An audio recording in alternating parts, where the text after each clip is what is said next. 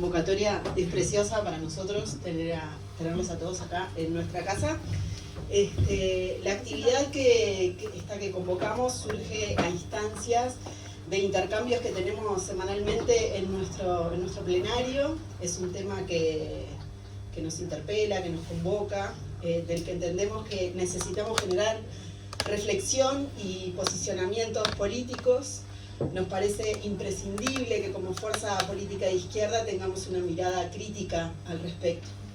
En este sentido es que nos propusimos generar este conversatorio donde poder tener una mirada alternativa, bueno, un poco en el entendido de que los que sabemos de esto es a través de la mirada hegemónica de los medios de comunicación.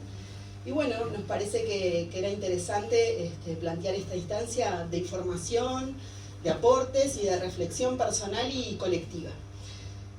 La idea es que nuestros tres invitados, a los que les agradecemos infinitamente la presencia, aporten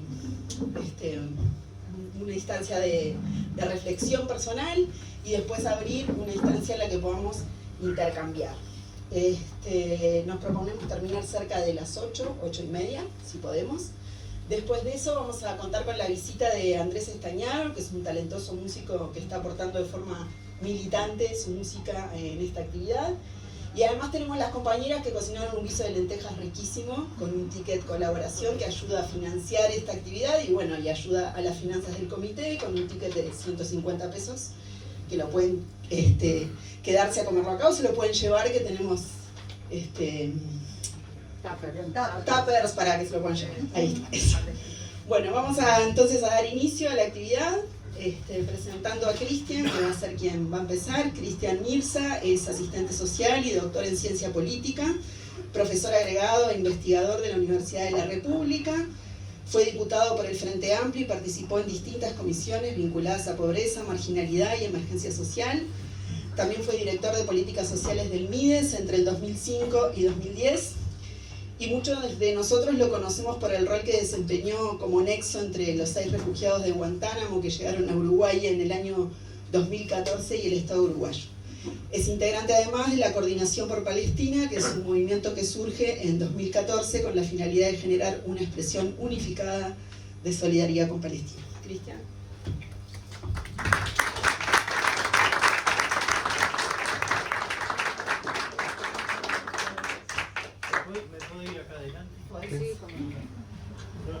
No le voy a dar la espalda a nadie. Bueno, buenas noches. Un gusto, realmente encantado de estar acá. Esta concurrencia es magnífica, es divina, Ustedes, para estar un sábado a esta hora, tienen que estar muy motivados. Espero no defraudar.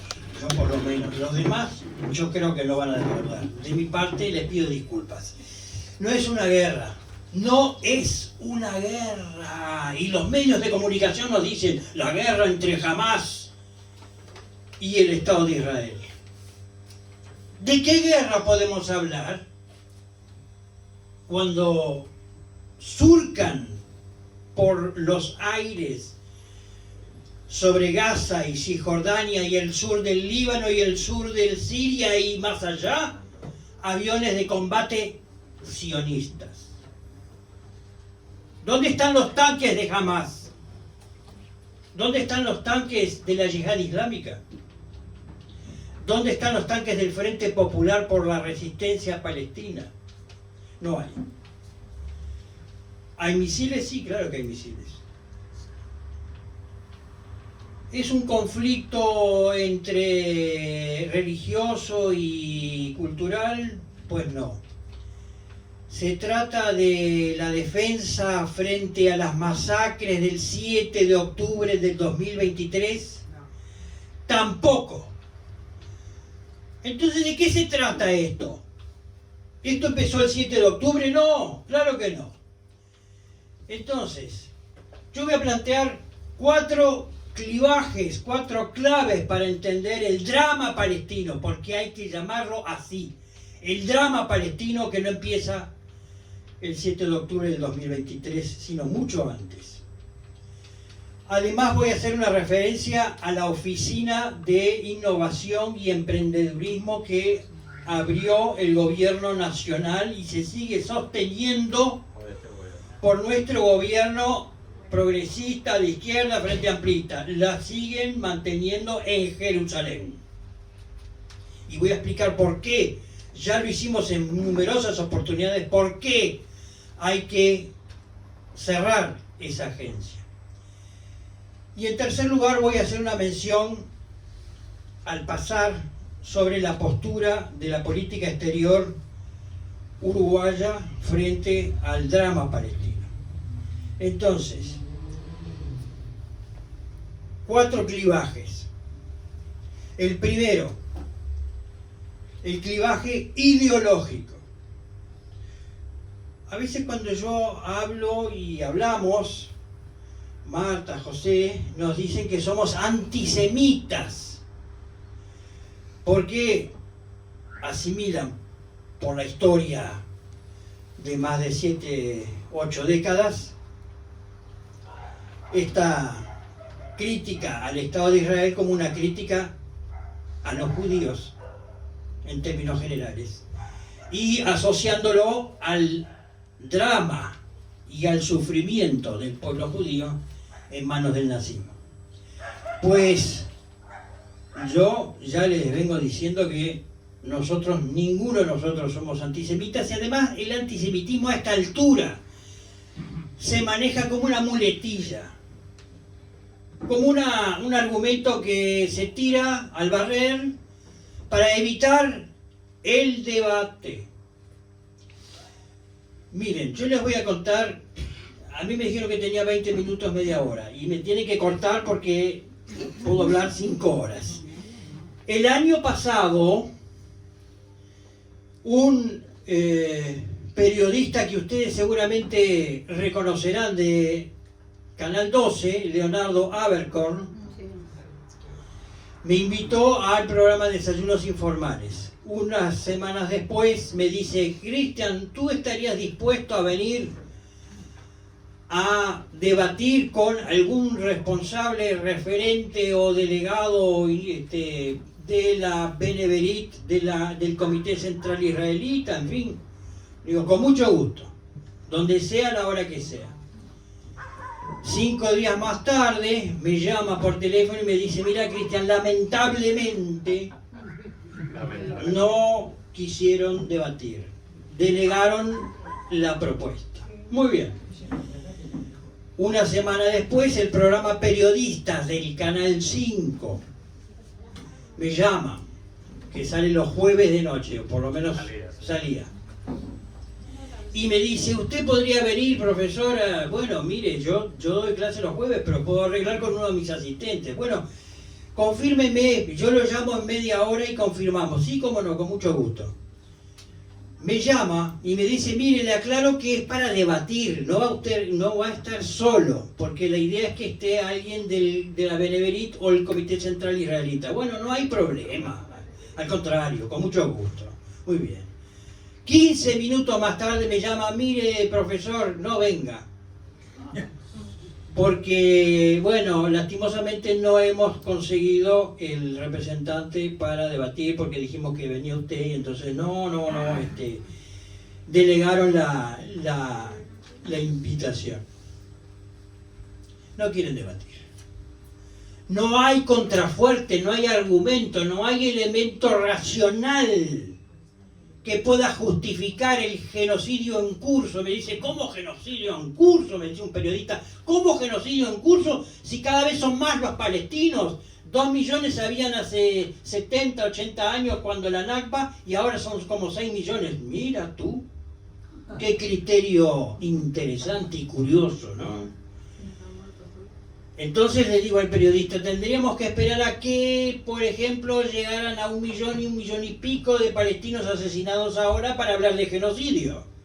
Bueno, no es así. Bueno, ¿cómo no? ¿Usted sabe lo que es genocidio? Usted sabe leer, ¿verdad? Sí, claro. Bueno, ¿alguna vez leyó algunas definiciones de la Real Academia Española? Porque no le digo la Real Academia Española. Abra y busque qué significa genocidio y luego verá que me va a dar la razón. De estos episodios con la prensa innumerables, y seguramente tanto José como María deben tener para ilustrar.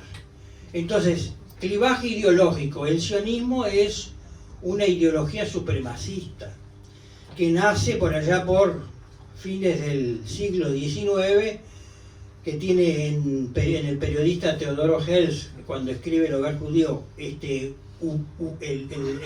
ejemplo paradigmático, pero no es el único, desde luego. Y esa ideología me dice, no, pero hay un sionismo progresista. Cuando se crea el Estado de Israel en 1948, hay un movimiento kibutzim, socialista progresista, socialista de izquierda. Bueno, vamos a suponer que efectivamente en algún momento hubo alguna expresión relativamente progresista, si se puede decir así, del sionismo hace X décadas atrás. Hoy no existe.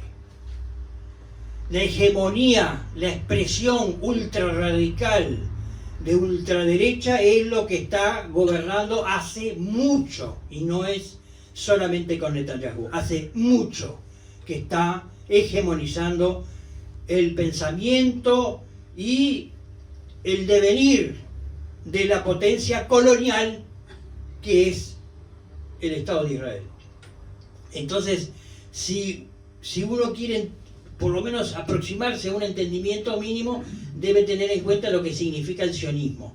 Seguramente María podrá desarrollar mucho más esta idea, pero el primer clivaje que explica el drama palestino es el sionismo. Es la idea del Eretz Israel. El Eretz es el gran Israel, es el pueblo elegido. Y el pueblo elegido es el pueblo que hoy está ocupando una tierra denominada Palestina, que para ellos no existe, no hay tal identidad palestina. Mahmoud Darwish no existe, el Dagbe es una expresión apócrifa, qué sé yo, no hay cultura, no hay identidad palestina, el pueblo no existe. Es más, algunos personeros de este régimen de ultraderecha hablan de bestias o de infrahumanidad para referirse al otro, a los otros, que son el pueblo palestino. Segundo clivaje geopolítico. Fíjense que esa zona es sensible hoy, no, fue siempre sensible, siempre, desde cientos de años. De hecho, podemos hacer mención a la revuelta árabe de 1939, a la revuelta árabe de 1936, al acuerdo Sykes-Picot de 1916, a la declaración Balfour de 1917, para entender que cuando en la Primera Guerra Mundial es derrotada Alemania y sus socios aliados, el Imperio Turco-Otomano, las potencias coloniales de entonces que dominaban esa zona, Gran Bretaña y Francia, se reparten esa región, se reparten con lápiz y papel y trazan los límites, así como lo digo. No estoy exagerando. Esta parte para ti, esta parte para mí. De hecho, fíjense que queda el protectorado británico en Palestina, y en algún momento de la historia de las primeras décadas del siglo XX, los judíos, que lo sabía, era la minoría, y los árabes palestinos musulmanes llegaron a pelear juntos contra el Imperio Británico, hasta que el arreglo entre el gran capital, la presión sionista, el lobby sionista, con las potencias coloniales de aquel entonces, logran establecer como promesa y luego como realidad un Estado de Israel colocado en una zona de tráfico, en una zona comercial por excelencia, en una ruta que todos quieren controlar. Y entonces no es casualidad que Estados Unidos y el Occidente, en general, dicho genéricamente, aunque después habría que discutir qué significa ese Occidente, pero es el Occidente que implanta el Estado de Israel, en parte para lavar sus culpas de lo que había sido el Holocausto y la barbarie nazi, pero en parte también, y buena parte, para colocar allí una barrera, si se me permite la expresión, una barrera simbólica, material, frente al Oriente. Y al Oriente es Medio Oriente, son las potencias del Medio Oriente, pero ¿quién más está del otro lado de Irán? ¿Cuál es la otra gran potencia que hay que frenar a toda costa? China. Entonces ahí el control de esa zona eso explica el clivaje geopolítico. Y por ahí entonces están todas las potencias desempeñando sus apuestas, porque son sus apuestas. Y no me quiero detener porque si no podríamos extenderlo mucho más, el papel de Turquía y de otros estados que supuestamente apoyan la causa palestina, pero hacen arreglos por detrás con el Estado de Israel. Pero en fin, vamos a dejarlo así. Entonces, clivaje ideológico, clivaje geopolítico, clivaje económico. Recursos. ¿Cuáles son los recursos en disputa? El agua, la tierra, el agua y el gas. Hace pocos años atrás, se descubrieron yacimientos de gas en la plataforma continental y sobre todo en la plataforma marítima frente a las costas de Gaza. Recursos naturales apetecibles en la historia de la humanidad, ¿sí? A disputa por el control de los recursos naturales. El cuarto clivaje, un clivaje, si se puede decir así, de corte religioso-cultural, que hay aspectos religiosos colocados en este drama palestino, y sí, claro, porque el fundamento del Eretz Israel es un fundamento teológico, es una idea religiosa que hay que creer o no creer. Entonces tiene que respetarnos, porque nuestro Dios nos eligió a nosotros y a nosotros nos dijo que era toda esta tierra para nosotros. Es un fundamento religioso. Y del otro lado también hay fundamentalistas islámicos. Y los hay, claro que sí. Entonces allí hay choques. Ahora, voy a hacer un paréntesis, yo sé que María lo va a mencionar. A mí me da vergüenza las declaraciones de Mahmoud Abbas. Mahmoud Abbas es el presidente de la Autoridad Nacional Palestina. Me da vergüenza. Porque no sé si ustedes leyeron o escucharon lo que dijo en el último Consejo Nacional Palestino, que prácticamente la culpa de todo la tenía Hamas y que tenía que liberar ya mismo a todos los rehenes porque le estaba dando la excusa al Estado de Israel para seguir masacrando al pueblo. ¿Qué excusa? A ver, Mahmoud Abbas, si se despertara Yasser Arafat, que dio la batalla por allá por los 60 y los 70, lo habría condenado por esas declaraciones. Porque la historia de la masacre y la barbarie en Palestina no es de ahora. Porque yo a los periodistas les digo, ¿ustedes se acuerdan de Tantura? ¿Alguna vez escucharon lo que pasó en Tantura? ¿Cómo? Tantura. Entonces rápidamente buscan en internet Tantura, ¿qué era? Una aldea masacrada. De civiles no había ningún combatiente en Tantura ni en Deir Yezid, ninguno. Algunos campesinos tal vez con algún instrumento de autodefensa. Y fueron masacrados en 1948. Y podríamos seguir en ese collar de sangre y barbarie, de atrocidades, con todas las campañas instaladas y desplegadas por el Estado sionista en los últimos 70, 80 años. Ah, no, pero el problema es que Hamás, bueno, pero Hamás nació por la década de los 80. ¿Y antes? No, antes los malos eran los de la OLP, Al-Fatah. Y antes era el mufti, el sheikh, siempre los malos eran los musulmanes, son los musulmanes.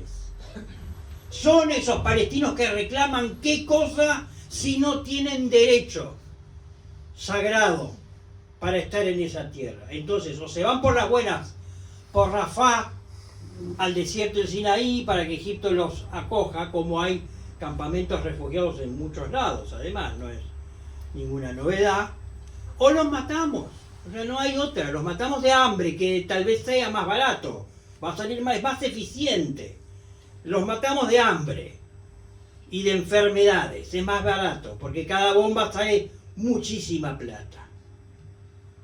Pero se tienen que ir, porque esto es nuestro.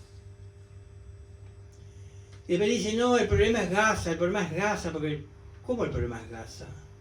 Porque cuando firmaron la tregua, se ocuparon de empezar a arrasar Cisjordania. O continuar. Entonces siguieron. San Yunis, todos los barrios de Cisjordania y los campos refugiados, a destruir todo, a masacrar todo. Porque el problema no es el terrorismo y la defensa frente a los ataques terroristas. Reitero, el problema es una potencia neocolonial que tiene el apoyo irrestricto de las otras potencias occidentales. Apoyo irrestricto, más allá de las declaraciones falsas, hipócritas, del dolor que supone ver a los niños mutilados, los que sobreviven, corriendo por lo que queda de Gaza. Porque allí destruyeron absolutamente todo. Absolutamente todo. Iglesias, escuelas, hospitales, no quedó nada. Infraestructura productiva, nada. Y luego vanagloriándose de que, bueno, estos nunca van a poder hacer nada porque son unos atrasados, estos campesinos. No sé si cuántos de ustedes vieron No Other Land, que ganó el Oscar al mejor documental en la última edición. Y bueno, hay un relato simple, trágico, pero que explica todo. Explica todo. Entonces no necesitan que venga un profesor que es tildado de terrorista, asesino, violador de mujeres, descuartizador de bebés y además con amenaza de muerte. ¿Sí? Tal cual. No sé si les pasó a los demás, a mí me pasó. Así como se los describo. ANI, ¿por qué la ANI? ¿Por qué la Oficina de Innovación y Emprendedurismo en Jerusalén? No, señores, no. Jerusalén tiene un estatuto internacional desde 1948. Cualquier oficina de lo que sea en representación de un gobierno significa la legitimación de lo que está haciendo el sionismo de ultraderecha en Palestina. Entonces me dicen, no, pero una cosa es la política internacional y otra cosa es la cooperación científico-tecnológica. Por favor. Sí, y lo escribí, y lo tengo escrito en una columna, y después me pegan, pero no importa. Ya dijimos, los que estamos acá no retrocedemos ni un milímetro, ni un solo milímetro. No nos van a callar así tan fácil. Entonces, la cooperación internacional, la cooperación científica, ¿dónde está escrito? ¿Quién le enseñó? ¿Quién le explicó que la cooperación científica y tecnológica es neutral y aséptica? No existe la cooperación científica y el desarrollo y la investigación científica y tecnológica aséptica y neutral. No existe en ninguna parte del mundo, ni en China, ni en Estados Unidos, ni en Israel, ni en Rusia, ni en Uruguay. Entonces no se puede venir a decir, bueno, una cosa es el desarrollo científico, la cooperación que pueden haber entre universidades, dicho sea de paso, no es cooperación entre universidades. La ANI depende del Ministerio de Educación y Cultura, tiene un estatuto particular, allí hay investigadores universitarios, por supuesto, pero ya el Consejo Directivo Central de mi facultad, de mi universidad, perdón, la Universidad de la República, de la cual me siento muy orgulloso, dijo nones, no. Por unanimidad, dijo no. Cancelen la agencia, la oficina, cancelen. Y si no la cancelan, ningún investigador de nuestra universidad va a participar en ningún proyecto que se vaya a instrumentar. Entonces, el otro día le decíamos al canciller, por lo menos suspendan, pongan ¿no? Hasta tanto el Estado de Israel respeta el derecho internacional, suspendan, dejen el congelador. El día que el Estado de Israel suspenda todo el genocidio y respete el derecho a la autodeterminación y el derecho internacional, entonces revisen. Bueno, puede ser. ¿Cómo puede ser? ¿Cómo puede ser? ¿Cuál es el mensaje que le da nuestro gobierno a la ciudadanía? Es, bueno, si hay que ir a donde nos convoquen a conmemorar la noche de los cristales rotos, y está bien que lo hagan, después el mensaje para el pueblo palestino es, bueno, hay que ver si es genocidio, si no es genocidio, hay que ver si es cooperación científica o no, hay que ver, todo es relativo. Bueno, acá, compañeras y compañeros, no hay relativismo posible. Acá se está con la dignidad humana o se está en contra. Muy sencillo. Entonces nosotros esperamos, tenemos expectativa todavía de que nuestro gobierno, Frente Amplista y Progresista, tome una decisión acorde al derecho humanitario, acorde a una postura digna, porque es lo que merece el pueblo palestino. Muchas gracias.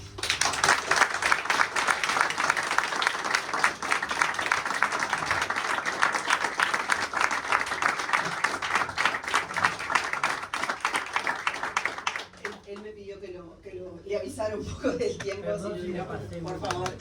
Bueno, ahora le vamos a compartir a María. María Landi es activista de derechos humanos y feminista, estudió Derecho Internacional de los Derechos Humanos y tiene un máster en Género y Conflicto.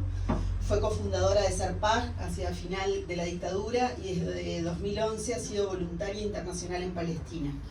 Escribe en el semanario Brecha de Montevideo y varios medios alternativos digitales y actualmente participa en la organización Espacios Libres de Apartheid.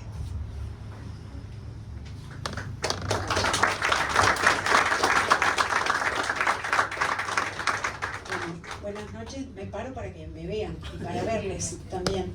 En primer lugar, muchas gracias por la invitación, pero sobre todo, ¿se escucha desde el fondo? No. ¿Poco? Bueno, me puedo acercar. ¿Ahí? Porque si subimos el volumen, empieza a acoplar. Agradezco la invitación, pero sobre todo agradezco la iniciativa, porque, como decía Cristian, que un sábado por la tarde se congregue toda esta cantidad de gente en un comité de base y no por el tema de la campaña electoral, me parece súper aplaudible y se agradece especialmente porque en este momento el genocidio está atravesando su fase, su momento más horroroso, más grave, más agudo, y es cuando hay más silencio internacional, mediático, y también porque, bueno, la opinión pública se va aburriendo, distrayendo con otras cosas. Yo siempre, como sé que voy a hablar de colonialismo, siempre empiezo, y esto lo aprendí junto al pueblo palestino, empiezo como siempre por reconocer y recordar que estamos en un lugar que era habitado por pueblos originarios y que no está mal recordar, sobre todo en abril, que es el mes de Salsipuedes, que recordamos a Salsipuedes, recordar que en este país, que siempre tuvo la fantasía de que era muy europeo, mirando siempre para el otro lado del océano, más que hacia los vecinos, recordar que en nuestra región los estados modernos se construyeron sobre los genocidios de los pueblos originarios, ¿no? Y entonces los temas están muy conectados. Y también yo siempre digo que cuando hablo me gusta dedicar mis palabras a algo.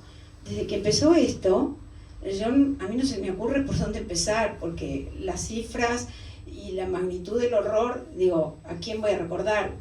Y bueno, elijo específicamente dos grupos que me parecen los más heroicos en este año y medio de resistencia al genocidio en Gaza, que son los periodistas de Gaza, porque si no fuera por ellas y ellos, no estaríamos sabiendo sobre este genocidio, porque Israel no sigue sin permitir la entrada de periodistas internacionales a Gaza.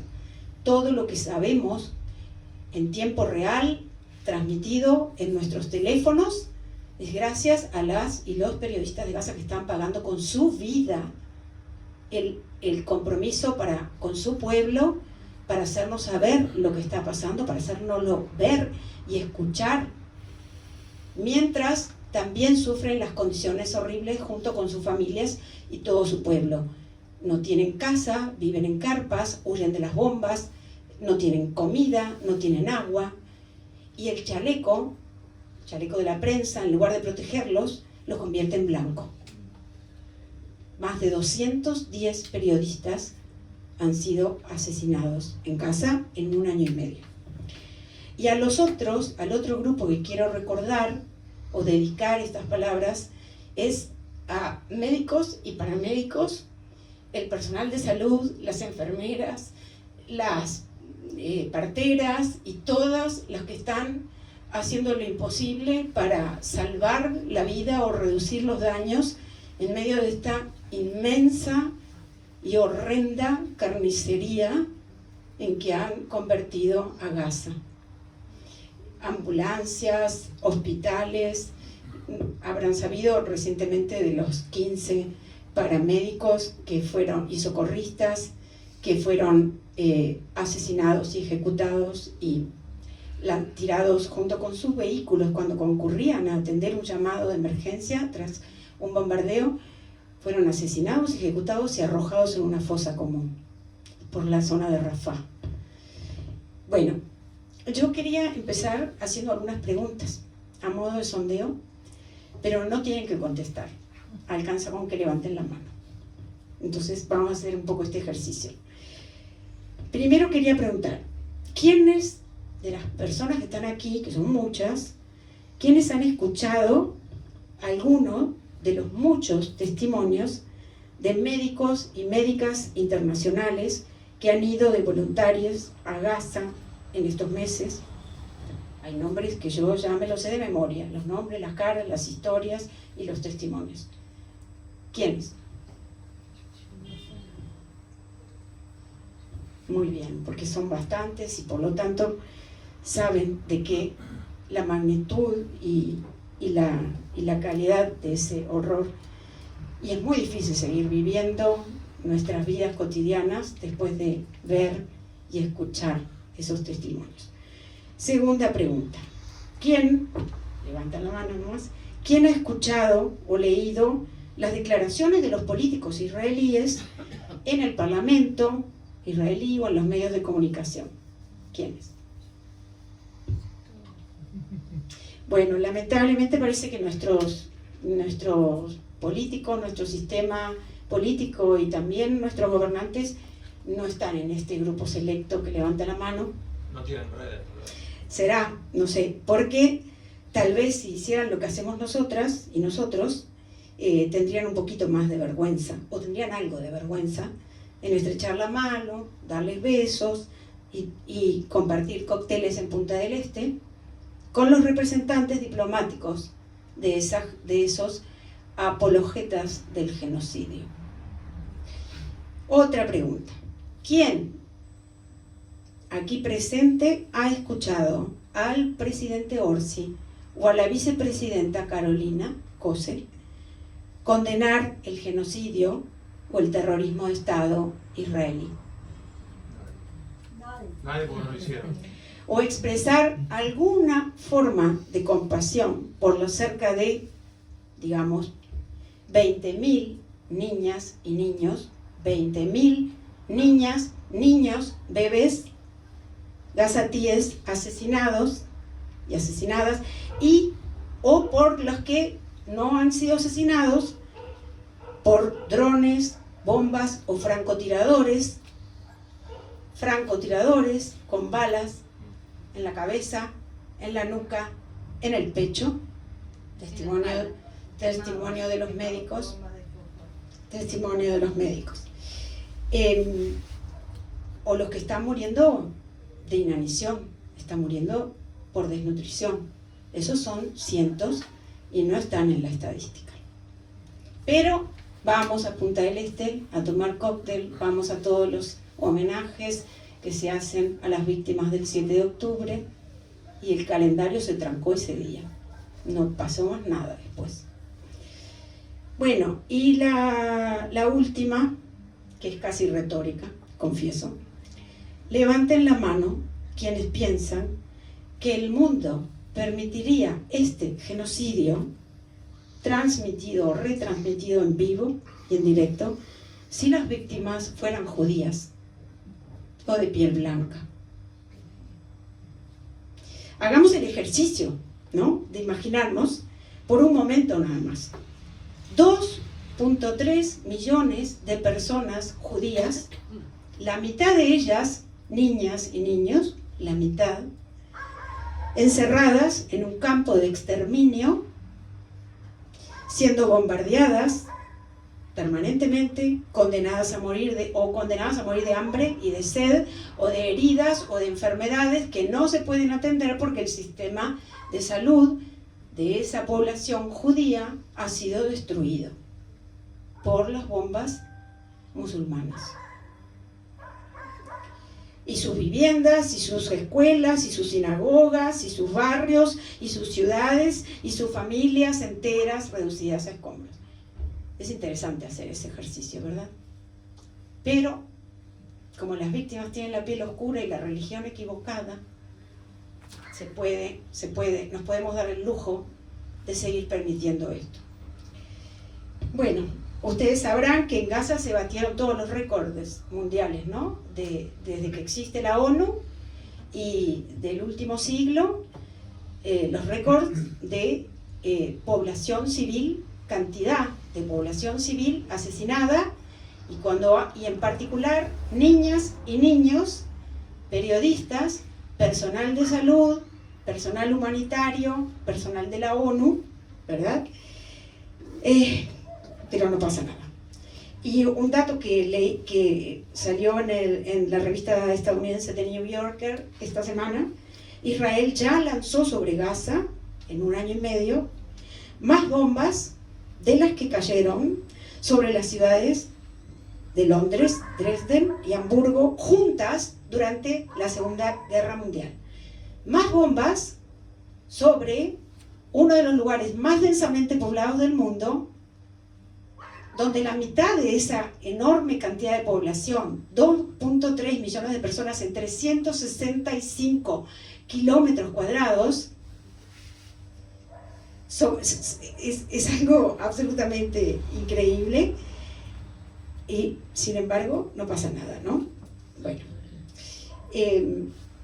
y aparte, otra cosa, hablando de tecnología y de innovación y de avance científico, las balas que lanzan los drones y los francotiradores israelíes son unas balas especiales de alta tecnología, expansivas o explosivas, que están diseñadas para que cuando penetran en el cuerpo humano destruyen todo el tejido muscular, toda la estructura ósea, destruyen todo, de manera que lo único que se puede hacer si la persona sobrevive es amputar.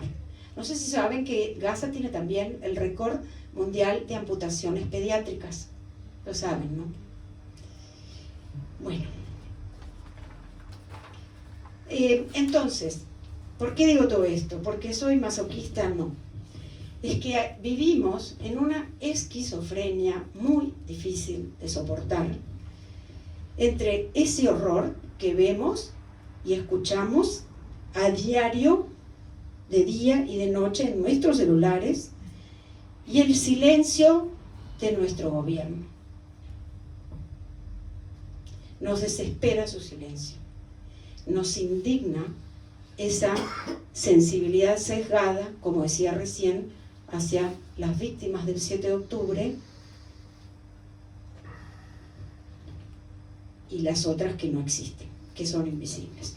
Como que la conclusión inevitable es que las vidas palestinas no tienen el mismo valor. A esta altura no tienen ningún valor, porque no han merecido ni una sola palabra de compasión, ni una sola. Van a todos los actos invitados por las organizaciones de la colectividad, a todos. Los vemos en todos. Nunca los vimos en las marchas, en los actos, en las actividades que organizamos por Palestina. Nunca escuchamos todavía una palabra de empatía hacia las víctimas de Gaza. Y ya que es tan horrible lo de Gaza que nos terminamos siempre olvidando de Cisjordania, ¿no? Donde la limpieza étnica avanza de manera salvaje e imparable, con alrededor de 1000 asesinatos desde el 7 de octubre y entre 40 y 45.000 personas desplazadas, comunidades enteras desplazadas de sus tierras por la violencia de los colonos armados y los soldados israelíes. Lo más increíble de esta naturalización, normalización con que se mira a Israel y se le sigue considerando la única democracia de Medio Oriente y una potencia científica y tecnológica de la cual tenemos mucho que aprender, ¿no? Que no haya cambiado esa percepción después de 18 meses de genocidio televisado y más de 60.000, por lo menos, víctimas. No estamos contando las que se mueren en su casa o las que están bajo los escombros. Es raro, es muy raro. Y que sigan haciendo business as usual, ¿no? Con un régimen que está siendo investigado por genocidio en la Corte Internacional de Justicia, el máximo tribunal internacional, y cuyo dirigente tiene pedido de captura por la Fiscalía de la Corte Penal Internacional. No se enteraron. Un Estado mafioso, porque eso es lo que es, mafioso, que hace poco nos enteramos que se dedicó a amenazar a la anterior fiscal, a la anterior fiscal Fatou Bensouda, cuando anunció que por fin, después de años de espera y cabildeo, iba a abrir una investigación sobre los crímenes israelíes. La amenazaron a ella y a su familia, de la misma manera que van a cualquier parte del mundo a matar a sus enemigos, sin respetar fronteras, sin respetar derecho internacional, sin haber cumplido ni una sola resolución de la ONU desde el año 48 hasta acá. Pero son la única democracia de Medio Oriente y tenemos relaciones excelentes. Bueno, en fin, el problema que tenemos, y voy a tratar de avanzar porque también me va a pasar un poco lo mismo o peor que a Cristian, de que tenemos mucho para decir y el tiempo se nos va. Yo siempre digo que el problema que tiene el Uruguay es que, bueno, tenemos varios con este tema, ¿no? Pero como quizá el de fondo es que estamos ahí tenemos un problema de marco conceptual o marco interpretativo incorrecto, y también se podría decir, bueno, yo a veces le digo la trampa epistémica, porque miramos la cuestión de Palestina e Israel como un conflicto, como aplicamos la teoría de los dos demonios. Entre nosotros aquí en el Río de la Plata todos sabemos de qué estamos hablando, ¿verdad? Cuando decimos la teoría de los dos demonios, una teoría interpretativa, falaz sobre el terrorismo de Estado, que pone en pie de igualdad el terrorismo de Estado con los que resistían a ese terrorismo de Estado. Bueno, eso mismo es lo que se hace con la cuestión palestina. No se mira que es un conflicto, que no es un conflicto en realidad, que es un proyecto colonial surgido en Europa, en Europa Central a fines del siglo XIX, basado en una ideología racista y supremacista, y que se propuso conquistar la tierra de Palestina y colonizarla y apropiársela. Colonialismo de asentamiento encima, que no somete a la población nativa local como mano de obra esclava o barata, sino que la aniquila, porque no tiene lugar en ese proyecto. La población nativa originaria tiene que ser erradicada y sustituida por población colona traída de todas partes del mundo. Población colona judía traída de todas partes del mundo. Uruguay también aporta su granito de arena para la colonización y judaización de Palestina. Bueno, entonces el problema que tenemos es eso, de que se interpreta mal y se termina concluyendo todo mal, ¿no? Entonces el problema es, ay sí, es que Netanyahu, ay sí, es que este último gobierno es tan extremista, es tan ultraderechista y tan fascista. No. Netanyahu es el reflejo, es el emergente, es lo que fue siempre el proyecto sionista. Siempre. Cuando entendemos el origen colonial, entendemos todo, cómo son las sociedades colonas, cómo son de sangrientos y de genocidas y de racistas los regímenes coloniales, cuál es la suerte de la población originaria sometida a uno de esos regímenes, todo cuadra. Yo les recomiendo leer el segundo informe sobre genocidio de la relatora especial Francesca Albanese. Sacó 2 informes sobre el genocidio el año pasado. El segundo es el genocidio como supresión o borramiento colonial. Y ella hace perfectamente la conexión entre el genocidio y el proyecto colonial. Y de la misma manera cuando empieza todo el mundo, porque la verdad es que siempre en las charlas, ¿y qué pasa en Israel? ¿Y qué pasa con los israelíes? ¿Y qué dicen los israelíes? Las sociedades coloniales son siempre muy parecidas. Y no es de ellas que viene el cambio. Y no es en ellas a que hay que poner la esperanza.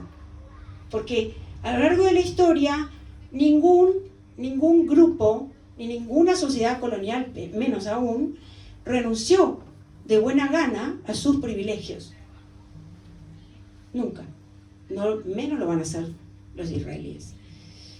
Las encuestas me dan la razón. No estoy especulando. Hay encuestas que lo prueban, ¿no? Y también el no entender esto no entender, nos lleva a no saber diferenciar entre un movimiento de liberación nacional y una organización terrorista. Parece que desde el 7 de octubre no se puede empezar a hablar de Palestina sin primero condenar el terrorismo jamás. Antes el cuco de turno, como decía Cristian, era la OLP, era Arafat, era Fatah, era lo que sea. También fue Hezbollah. Todo el problema, ¿no? Los terroristas están fuera de las fronteras de Israel o dentro de las fronteras de Israel, pero son siempre los otros, ¿no? Está en guerra con todo el mundo, agrediendo a toda la región, pero el problema es que está rodeada de terroristas, ¿no? Entonces, no entender que los hechos del 7 de octubre, no voy a entrar en ese tema, como tampoco voy a entrar en el tema de la política interna palestina, porque no nos da el tiempo, tendríamos que seguir, y los dejamos para otra charla, ¿no? Pero todos los movimientos de liberación nacional han luchado a lo largo de la historia, pensemos, no sé, los ejemplos que siempre se comparan, el caso palestino, Argelia, Vietnam, y sí, han cometido actos violentos contra la población civil. ¿Se justifican? No, no digo que se justifiquen, se explican. Y el haber cometido esos actos no los convierte automáticamente en organizaciones terroristas. ¿Por qué digo esto? Porque es importante entender. Para la gente que hemos estado en Palestina y que conocemos realmente a la gente ahí, la gente en Palestina no es que dice, estos son los que me representan y los otros... A ver, en este momento nadie representa a nadie. Las últimas elecciones en Palestina fueron en 2006 y las ganó Hamás. Y el mandato de Mahmoud Abbas terminó en 2009. Y las encuestas le dan menos de un 4% de apoyo popular. ¿Por qué lo digo? No quiero entrar en ese tema, pero sí me importa que salgamos de ese discurso maniqueo, ¿no? De que la autoridad palestina es la buena y los terroristas de Hamás son los malos. En Palestina, porque es un pueblo oprimido, sometido a una brutal ocupación colonial y a un régimen de apartheid, que es un consenso internacional del cual tampoco se enteró el sistema político uruguayo, no se ha enterado, aunque ya el apartheid ha sido reconocido por la Corte Internacional de Justicia el año pasado, en la opinión consultiva de julio, después de que llevaban décadas diciendo las organizaciones de derechos humanos palestinas, más recientemente israelíes, internacionales, etc., ¿no? Bueno, la gente bajo esos regímenes apoya a quienes resisten. No porque sean islamistas o porque sean fundamentalistas. La gente apoya a quien resiste. Si quien resiste es nacionalista, o es marxista, o es islamista, da igual. Porque no se corta por ese lado. No se corta por ese lado. Se corta por quién resiste y quién colabora. Y eso, créanme que en Palestina hoy está clarísimo. Quién resiste y quién colabora. Bueno, yo iba a decir más cosas sobre el problema que tenemos en Uruguay, no me quiero extender, pero nuestro problema arranca desde el 46, 47, por eso es que es tan difícil. Arranca del 47 porque Uruguay está hasta el día de hoy orgulloso de haber contribuido de manera activa y proactiva en la UNSPAL, la comisión de la ONU que se creó en el 47 para decidir la suerte de Palestina en medio del caos que habían permitido que se creara los británicos.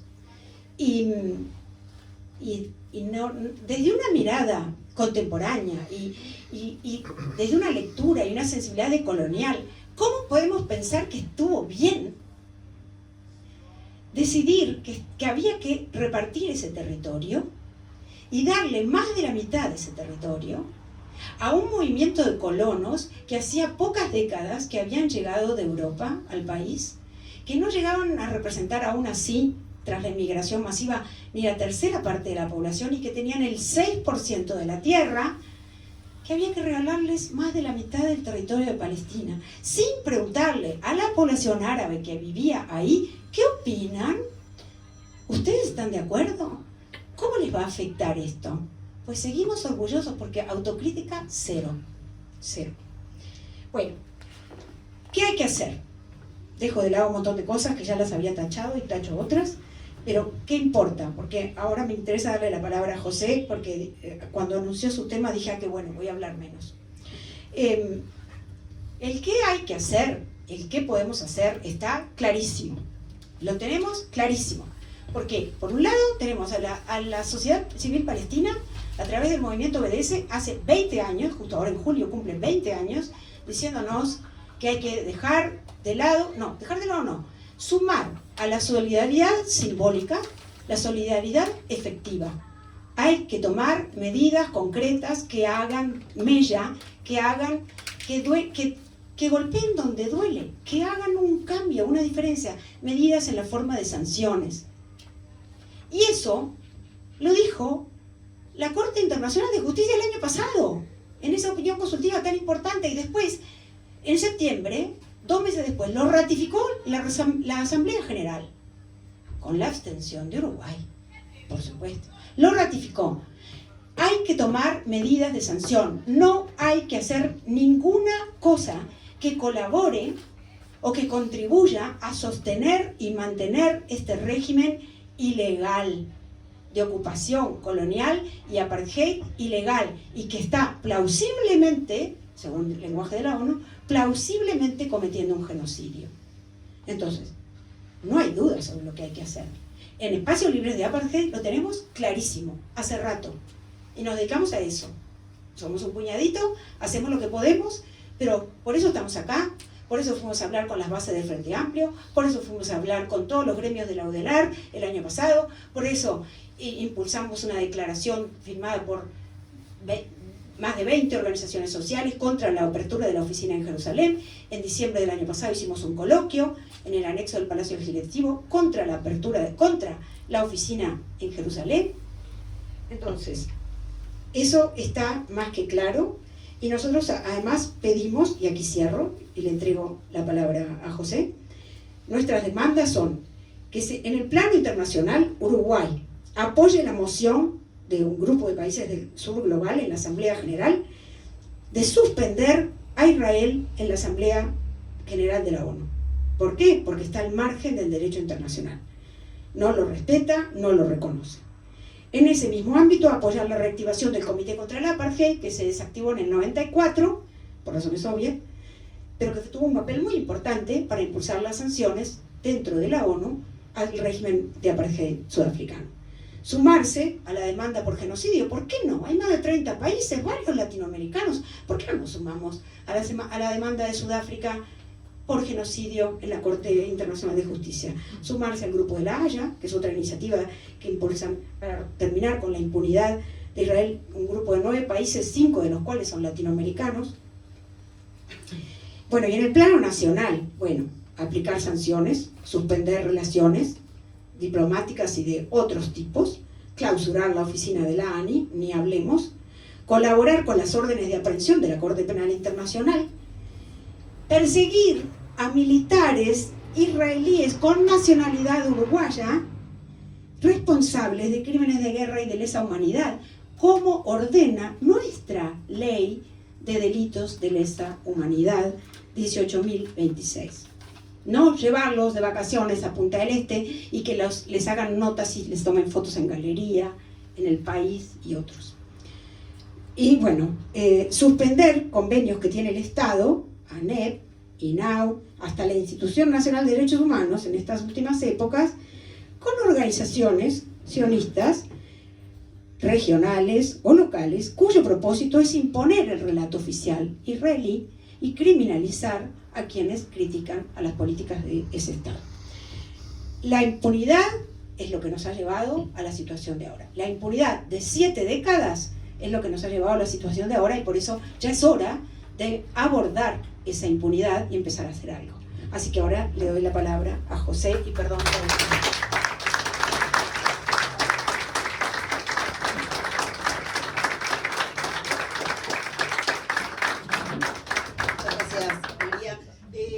Hay una convocatoria preciosa. Acá adelante hay 3 sillas. Si alguien quiere venir a sentarse, es ahora.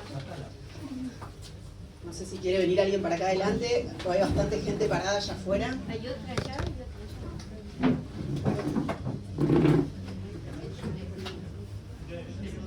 Ahí está el baño.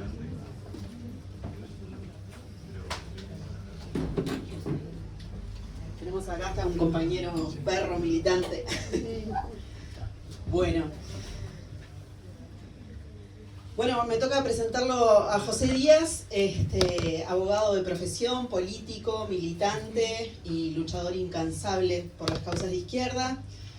Fue un destacado militante del movimiento estudiantil, integrante de los órganos de dirección del Partido Socialista durante varios periodos, fue cofundador del Frente Amplio y junto al doctor José Pedro Cardoso firmó en representación del Partido Socialista los documentos constitutivos del Frente Amplio el 5 de febrero del 71. A lo largo de su vida se ha desempeñado como diputado, director general del Instituto Fernando Torgués del Frente Amplio, presidente de la Fundación Vivian Trías, que él mismo ayudó a fundar, ministro del Interior en el primer gobierno de Tabaré Vázquez, y además es adherente de nuestro comité 19 de julio, lo cual nos enorgullece muchísimo. Le damos la palabra a José.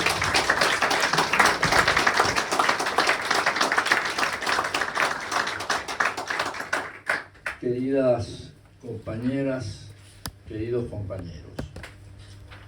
En primer lugar, bueno, felicitar a mi comité 19 de junio por esta actividad solidaria que tanto necesita hacer nuestro Frente Amplio. En segundo lugar, decirle que yo aquí vengo simplemente como un militante ya en una etapa complicada, de forma que no esperen de mí grandes disertaciones.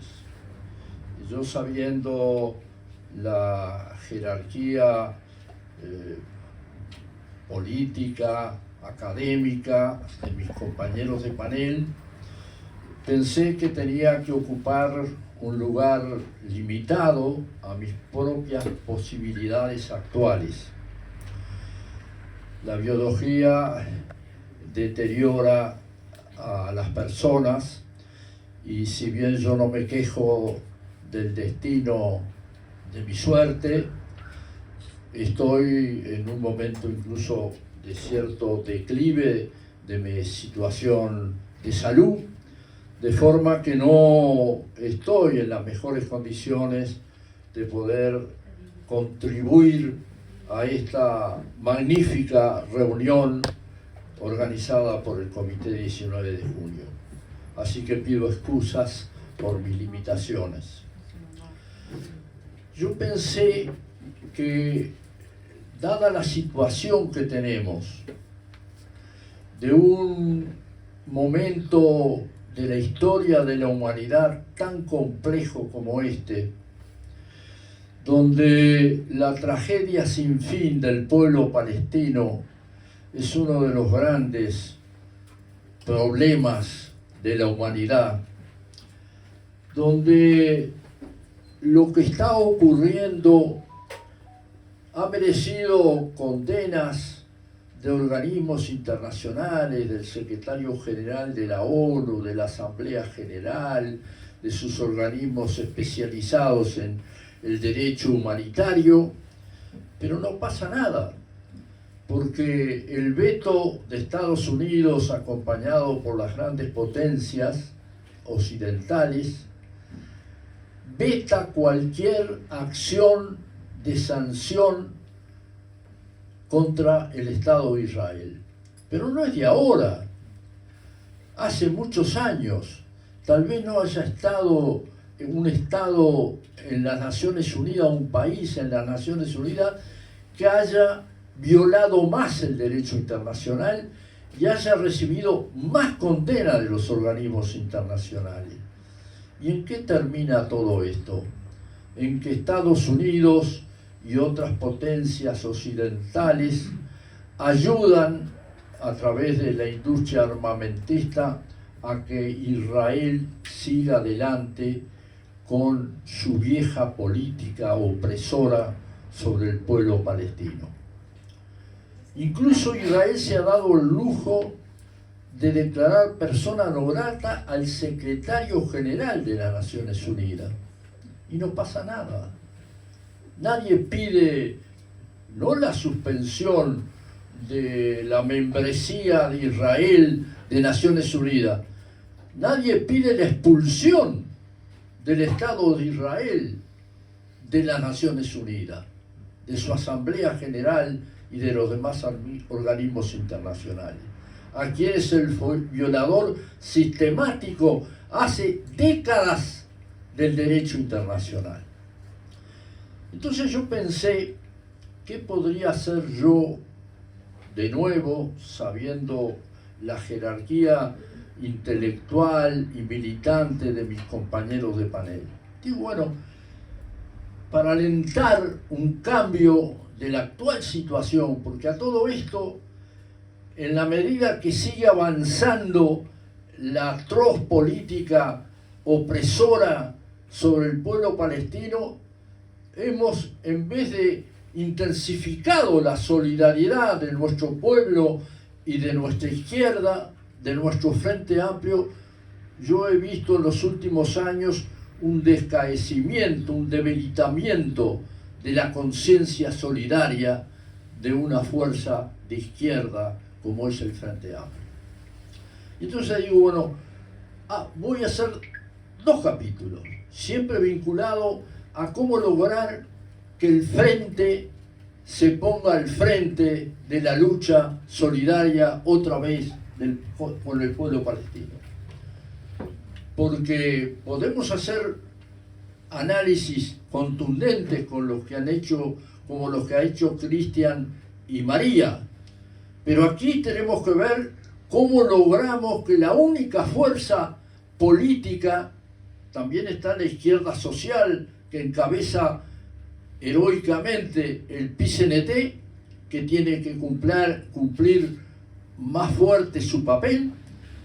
¿Cómo logramos que esta única fuerza política que en el Uruguay puede cambiar el papel del país en esta atroz guerra colonial de exterminio y de opresión que está practicando en vivo y en directo de todo el mundo el Estado de Israel? Y yo digo, bueno, modestamente, no esperen mucho de mí a mis 93 años, voy a contarles la historia de esa solidaridad que hemos hecho en las últimas décadas, desde la partición, digamos, hasta ahora en la izquierda uruguaya. Voy a hacer tal vez más referencias a cosas vinculadas a mi partido, al Partido Socialista, porque conozco posiciones similares, de profunda solidaridad con los palestinos, de los compañeros comunistas, de los compañeros del PVP y de otros sectores de la izquierda. Pero yo conozco más, obviamente estoy más vinculado a lo que hemos hecho de alguna manera nosotros, los socialistas, en la solidaridad con el heroico pueblo palestino. Así que voy a hacer un primer ítem sobre esa historia de la solidaridad, a ver si puede servir de estímulo para que no este comité, querido comité 19 de junio, sino todo el frente como fuerza política homogénea para ayudar a un desenlace positivo de esta contienda que en el fondo es una guerra de opresión colonial genocida. Ya en los años 50 empezó la conciencia de la solidaridad con la lucha por la liberación nacional de Palestina. Empezó, para mí, para mi experiencia, en los movimientos estudiantiles de la fermental década de los 50. Allí, en la FEU, que fue mi primera universidad, ya empezamos a ver la problemática del pueblo palestino. Y en diversas manifestaciones, en documentos, la causa palestina estuvo presente en esa fermental década. Y recuerdo los magníficos ensayos y artículos de Vivian Trías, que también vinculaban a esta lucha con la lucha de los pueblos dependientes, de los pueblos oprimidos en aquellos tiempos. En 1957, lo recuerdo con precisión, fui con Raúl Sendic, delegado en Roma, en el Congreso Mundial de las Juventudes Socialistas, de la Internacional de las Juventudes Socialistas, la IUSI. Ahí presentamos 10 ponencias. Ninguna la aprobaron la mayoría socialdemócratas del evento. Una de ellas estaba relacionada con la lucha de liberación del pueblo palestino. Al finalizar el Congreso, los delegados socialdemócratas de Israel nos vinieron a invitar para conocer directamente en Israel la situación, a ver si nos catequizaban, claro. Y nosotros le dijimos que no estábamos habilitados para aceptarlo, que lo plantearíamos aquí en Montevideo, cosa que hicimos, y por unanimidad la Juventud Socialista resolvió rechazar, no aceptar esa invitación, porque sabíamos que tenía esa intencionalidad evidente de un país como era en aquel entonces Israel. Luego viene el periodo de los años 70, cuando ya constituíamos el Frente Amplio. Y empieza una etapa en donde acá se organizó, hablando con el compañero Carlos Altesor, que fue el representante del partido en lo que les voy a contar. Aquí tenemos el gusto de tenerlo en primera fila al querido compañero arquitecto Carlos Altesor, luchador de la causa por la causa palestina de toda su vida. Yo pido un aplauso para el compañero.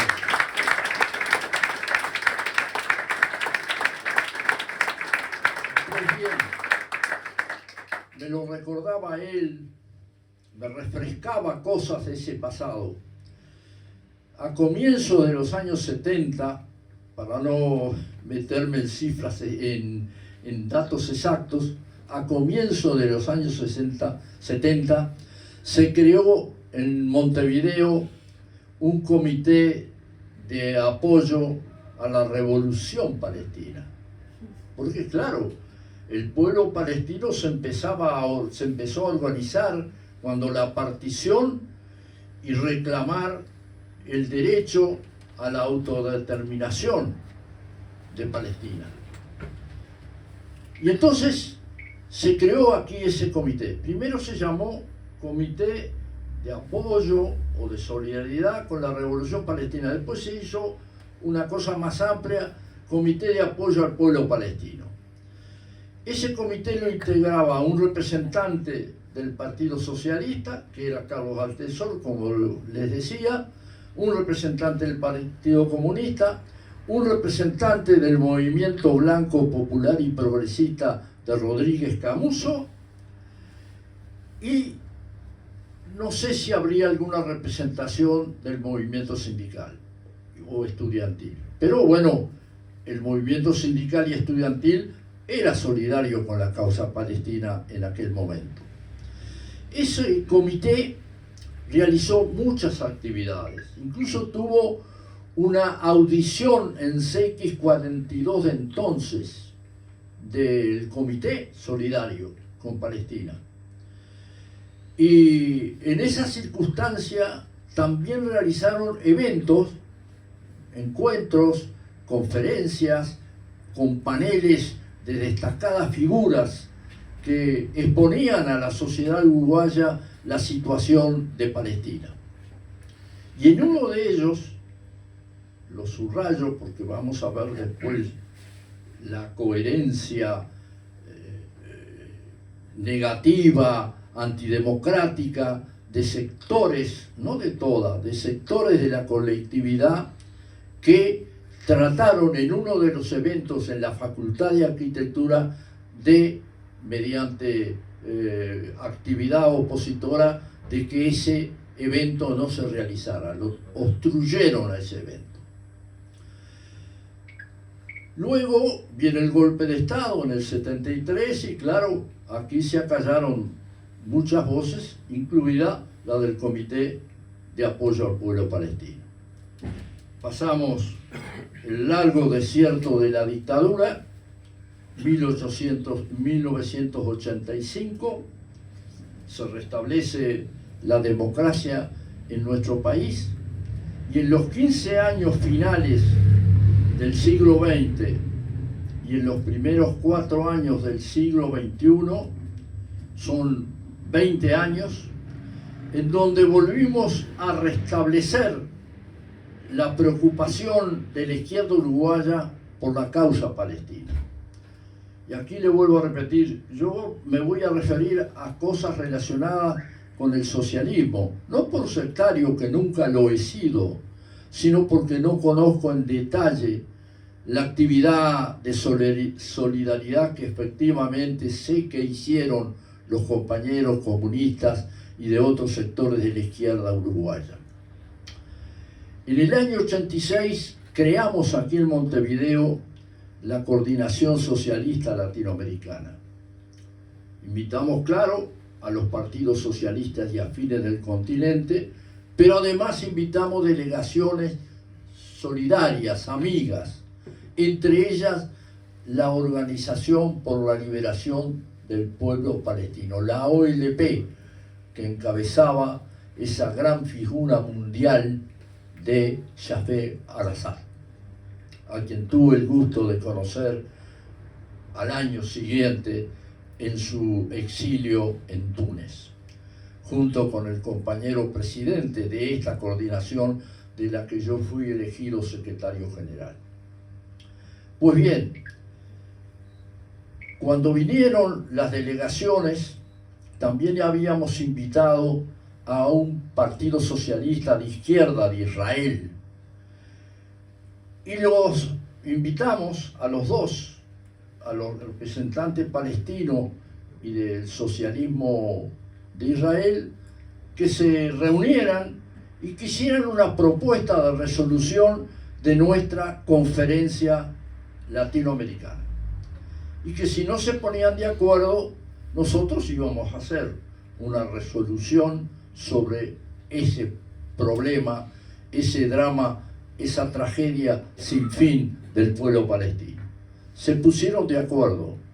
Nunca trascendió porque esta organización, este evento, no tuvo ninguna repercusión importante en el mundo. Pero tal vez haya sido aquí en Montevideo que se reunieron palestinos e israelíes y se pusieron de acuerdo para presentar una resolución en común de paz, de respeto a los dos estados con fronteras seguras para uno y para otro. 1986. A los 2 años hubo una celebración, yo en este momento no lo recuerdo exactamente, en donde resolvimos que en todos los parlamentos latinoamericanos un parlamentario de la organización hiciera una intervención de apoyo a la autodeterminación del pueblo palestino. A mí me tocó la responsabilidad como diputado del Frente Amplio de hacer la intervención en la Cámara de Diputados de nuestro país, pero en toda América Latina. Ese fue un paso de solidaridad. Y cuando hicimos la primera gira con el presidente Leonidas Rodríguez, presidente a su vez del Partido Socialista Revolucionario de Perú, por Túnez, allí fuimos a visitar a Arafat. Eso me valió después que algún semanario hebreo de nuestro país me acusara de apoyar al terrorismo de Arafat por haberlo visitado. Yo le contesté con fuerza, claro. Me publicaron la entrevista y dijeron, bueno, el diputado Díaz no es terrorista ni apoya a ningún terrorismo, él es un demócrata, pero se equivoca al apoyar a la Organización por la Liberación del Pueblo Palestino. Y ahí quedamos. Termina los años 80, vienen los años 90, y se hicieron múltiples manifestaciones de apoyo en distintos problemas, porque esta acción de agresión colonial del Estado de Israel contra el pueblo palestino, como ya explicaron los compañeros, no es de ahora, sino que tiene 60, 70 años de atroz persecución y muerte de los palestinos. Luego viene nuestro gobierno, 20 años después de restablecida la democracia, vienen los primeros gobiernos del Frente Amplio.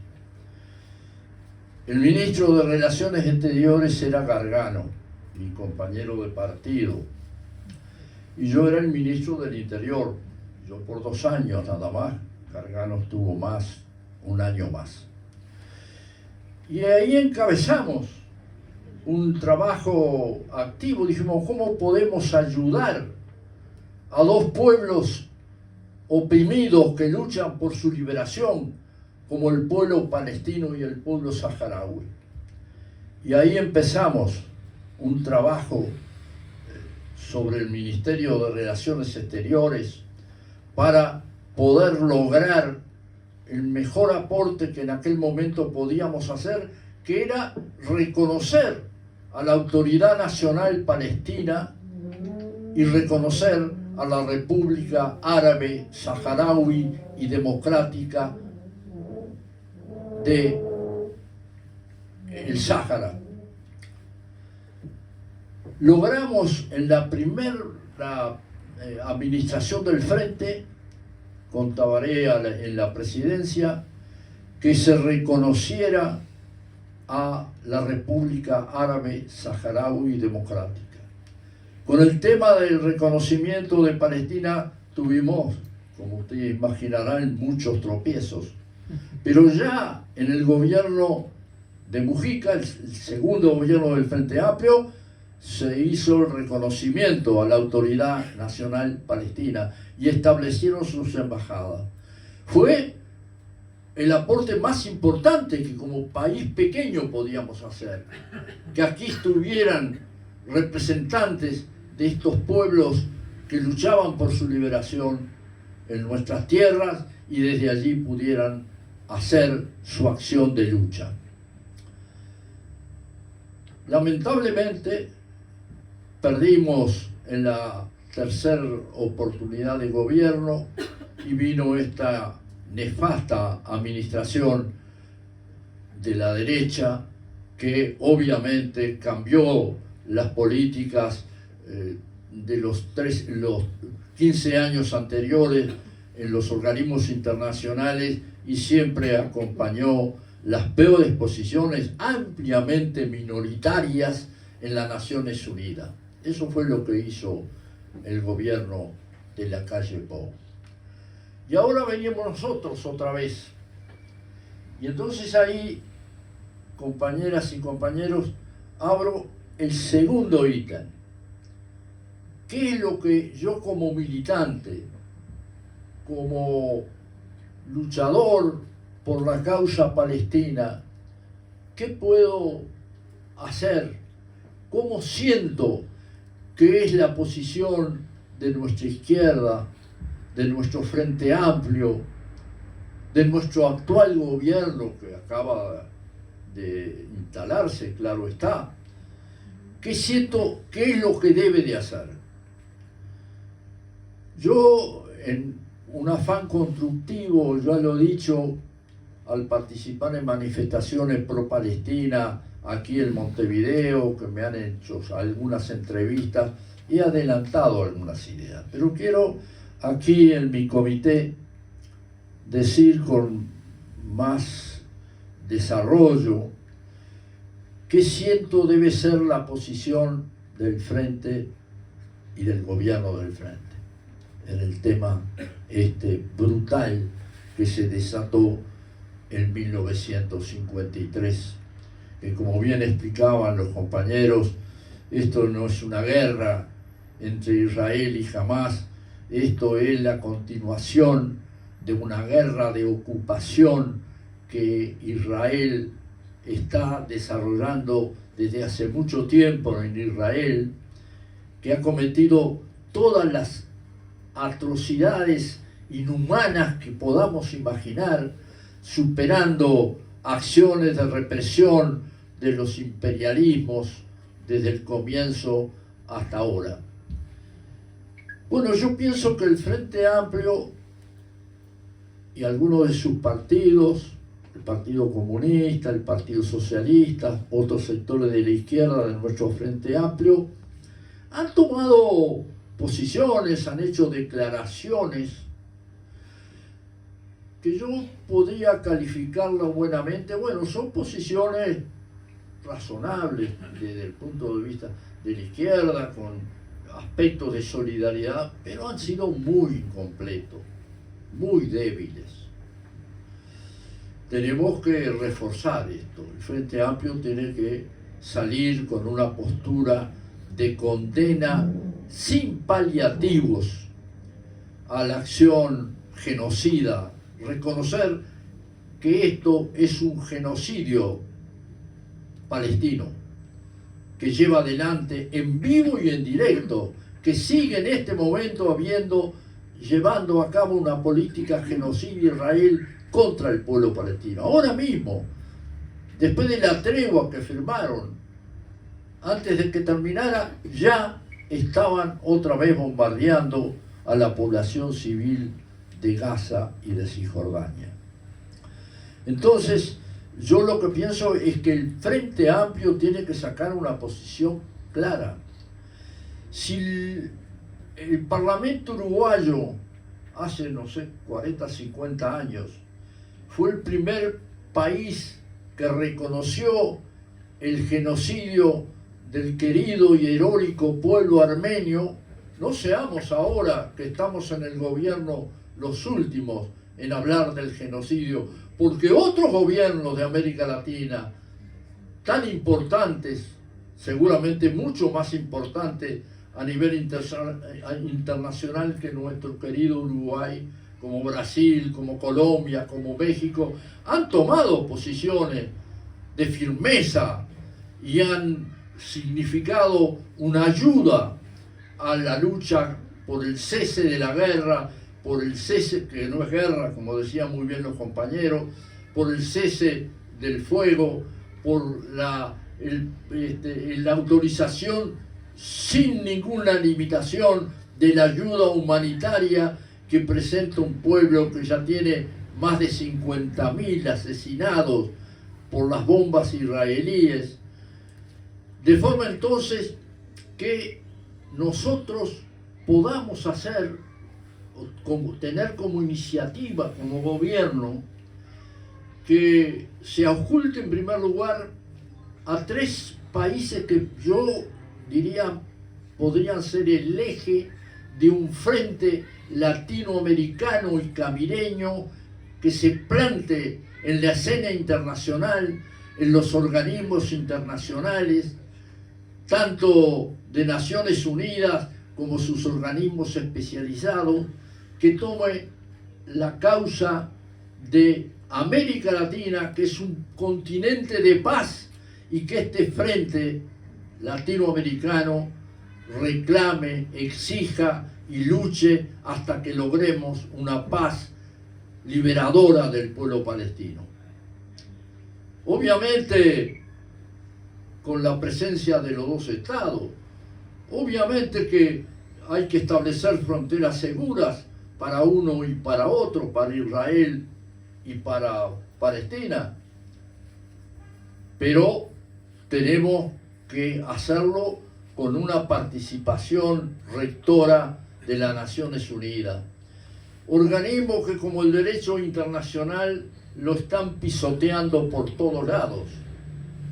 No solo Israel, fundamentalmente Estados Unidos, que hoy está encabezado por una fuerza fundamentalista de derecha, de ultraderecha, que quiere convertir a Palestina en un centro de turismo internacional.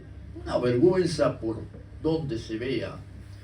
Yo creo que creado un primer acuerdo, que el gobierno uruguayo oculte la posibilidad de que México, de que Colombia y de que Brasil encabece este frente de pueblos latinoamericanos y caribeños por la causa palestina. Chile también. Sí, claro. Cuando hablamos, el frente es latinoamericano, lo que podemos hacer más los gobiernos de América Latina. Obviamente que tenemos en el mundo internacional, y por suerte otros países y una gran potencia como China, que también está reclamando una salida justiciera. Yo dije Chile. ¿Eh? Ah, Chile dijiste vos. No, claro, de América Latina, Chile.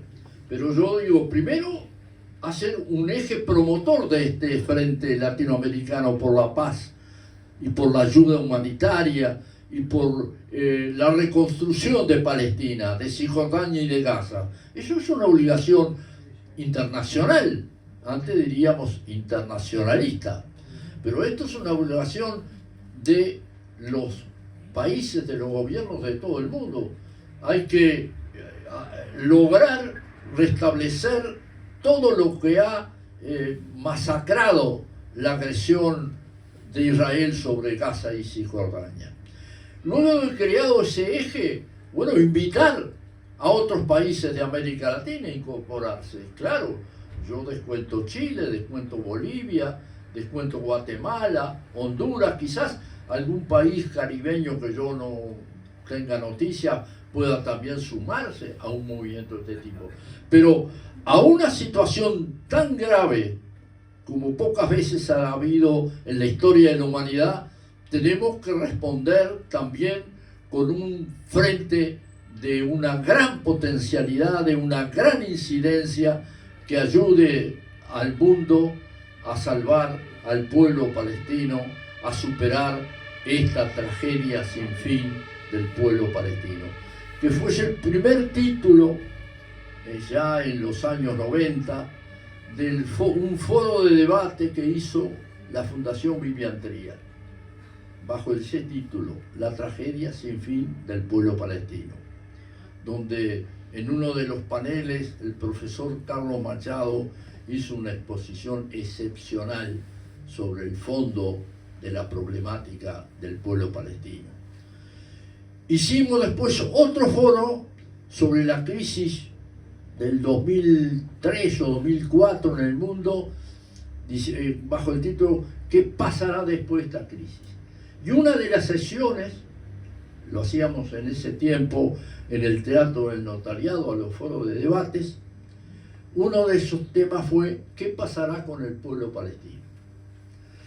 Invitamos al embajador palestino, no teníamos embajada acá, al embajador palestino de Argentina, un porteño que hablaba muy bien el castellano, a Carlos Pita, que era el presidente de la Comisión de Asuntos Internacionales de Diputados, que había visitado Israel y Gaza y Cisjordania.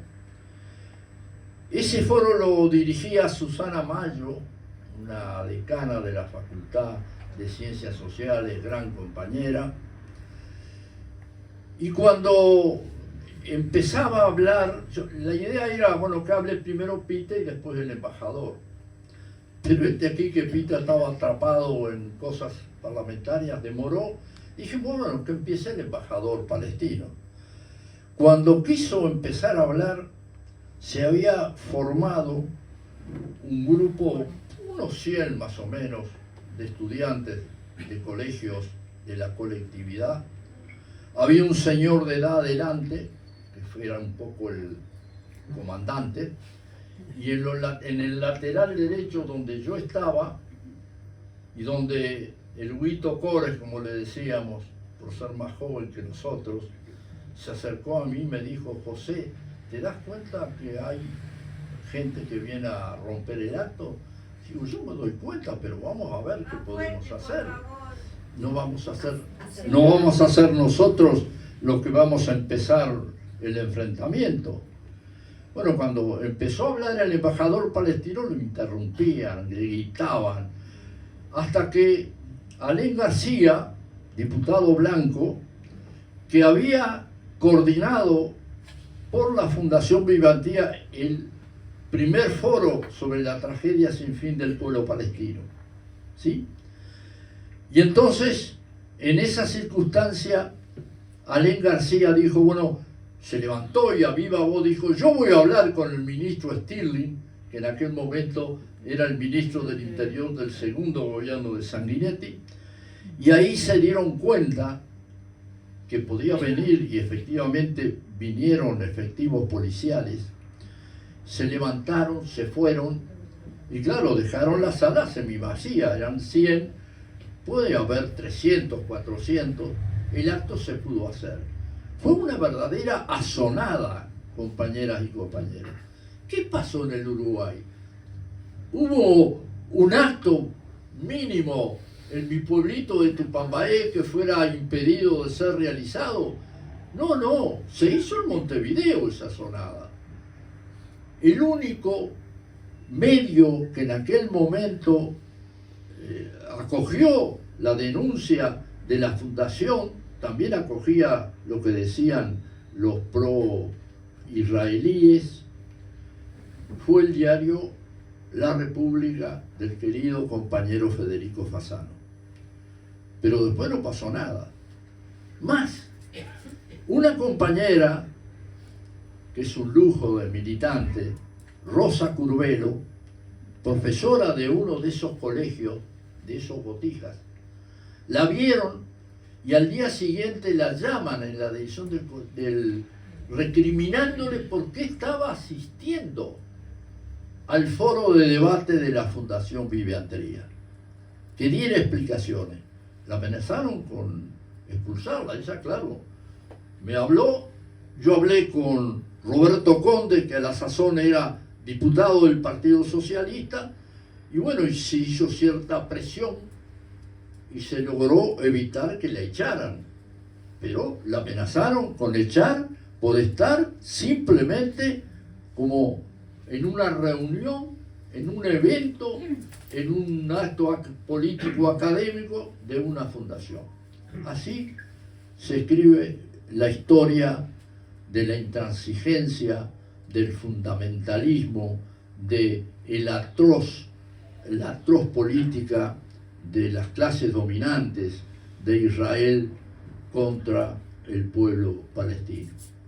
Situación grave, difícil, y tenemos que tomar también soluciones graves y difíciles. Claro que yo comparto que no se puede mantener esa agencia en Jerusalén, porque eso es un apoyo directo al gobierno de Israel, y otras cosas más que podemos hacer, más particularmente los uruguayos, pero creo que lo importante sería formar un frente latinoamericano por la paz, por el cese al fuego, por la ayuda humanitaria al pueblo palestino. Muchas gracias.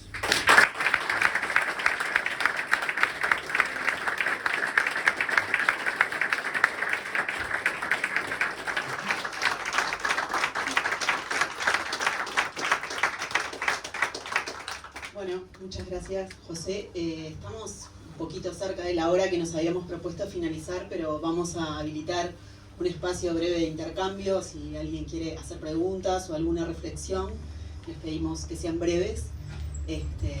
Bueno, les pasamos el micrófono. Que vamos a abrir una instancia breve de intercambio. Cualquiera que quiera hacer una pregunta o una reflexión, si te puedes acercar, capaz que es más fácil. Pasen adelante, sí. Recordarles que este evento lo estamos registrando y va a quedar subido en nuestro canal de YouTube del comité, a los que les invitamos a suscribirse. Es un contenido que nos va a dejar mucho para reflexionar y que seguramente esté bueno volver a verlo o compartirlo con otros compañeros y compañeras. Gracias. No, lo mío es un minimísimo aporte a todo lo que brillantemente dijeron, y es que además de lo que se acaba de convocar a nivel internacional, además de el BDS, además de todo eso, también es bueno que acá en esta concurrencia que valoramos mucho quienes trabajamos por la causa palestina, seguramente hay militancia social, militancia de muchos tipos. Y yo creo que nuestro país hace muy poquito salió del terrorismo de Estado, ¿verdad? Todavía hay mucha cosa pendiente. Y pienso que, por ejemplo, la gente que padeció las consecuencias de ese terrorismo de Estado, y pienso por ejemplo en la gente de Crisol, debería también intentar tender puentes con organizaciones sociales que existen en Palestina, como Adamir, que trabaja justamente denunciando la situación de los presos políticos.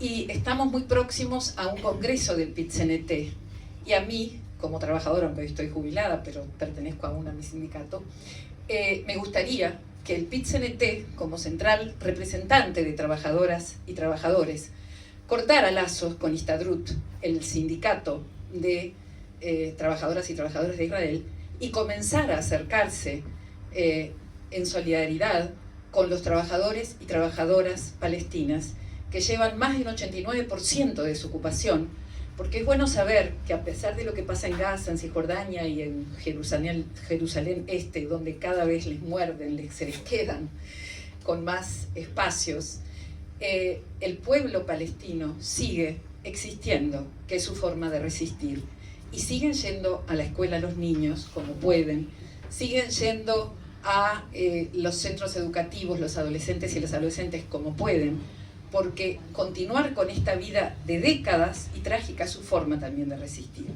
Entonces creo que además de lo que como país, como región, personalmente podamos hacer, sería bueno también tender puentes a nivel de organizaciones sociales entre los sindicatos de aquí con los sindicatos de Palestina.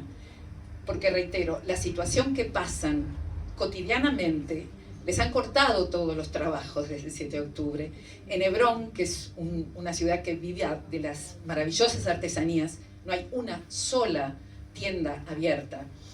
Aún así, la solidaridad les lleva a que no haya gente en las calles, como sí vemos aquí de pronto, porque tienen una red de solidaridad muy importante. Pero entonces yo querría sumar a esto que organizaciones como Crisol y otras tantas que trabajan para denunciar las terribles consecuencias del terrorismo de Estado, o nuestra central obrera también rompiera los lazos con Histadrut, que es el sindicato que nuclea allá. Y como dicen siempre los palestinos, no se olviden de Palestina, que no nos olvidemos nunca. No digo que diariamente, como nos pasa a algunos, pero sí que recordemos que esto que se ha denunciado crece minuto a minuto y día a día, porque desde la rotura del cese al fuego ya hay miles de muertos más. Y hoy señalaban a los periodistas, hay una fotógrafa maravillosa a la que también asesinaron hace poco. Hay un documental que se va a poder ver. Es decir, esto es cotidiano. Resisten, existen y necesitan de toda forma de solidaridad que podamos expresar. Era eso nomás.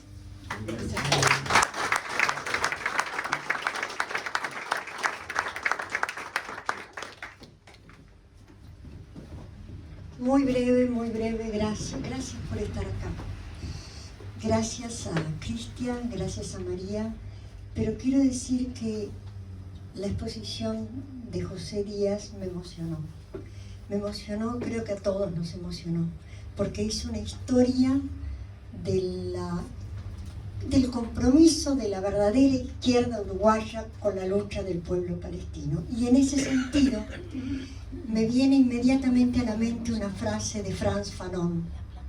De Frantz Fanon, el combatiente contra la guerra de Argelia, anticolonialista, humanista, que dice: frente a cada generación, pues cada generación tiene la responsabilidad de conocer su misión, cumplirla o traicionarla.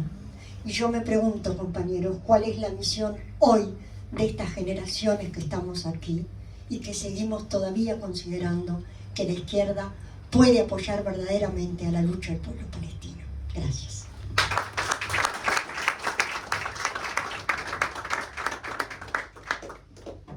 Bien, no sé si alguien más desea participar. Bueno, recordarles que en un ratito va a estar Andrés Estañaro, no sabemos si llegó, pero creo que sí.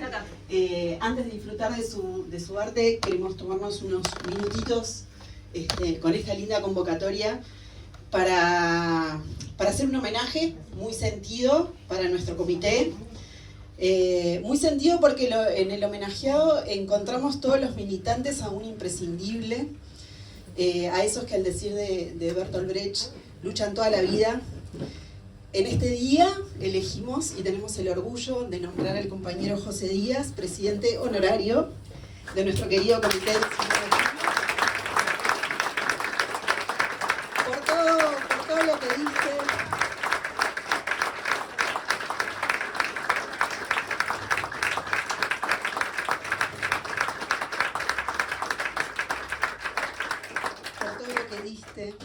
Por lo que das y por lo que seguramente, y no tenemos dudas, vas a seguir dando. Salud, compañero.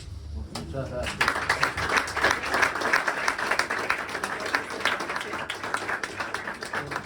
Con muchas dudas, compañeras, bueno, recibo este reconocimiento del Comité 19 de Julio. Para mí es una nueva responsabilidad que no sé si voy a poder asumir como corresponde. Claro que una presidencia de este tipo no es la del presidente del comité, pero de cualquier manera, en todo lo que yo pueda ayudar en la representación y en la lucha del 19 de junio dentro de nuestro Frente Amplio por un Uruguay mejor, libre y sin clases, ahí me tendrán. Muchas gracias.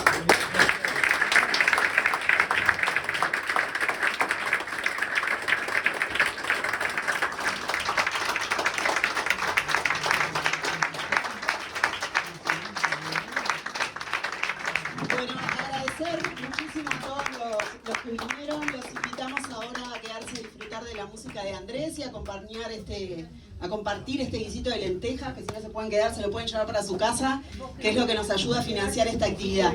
Muchas gracias y buenas noches.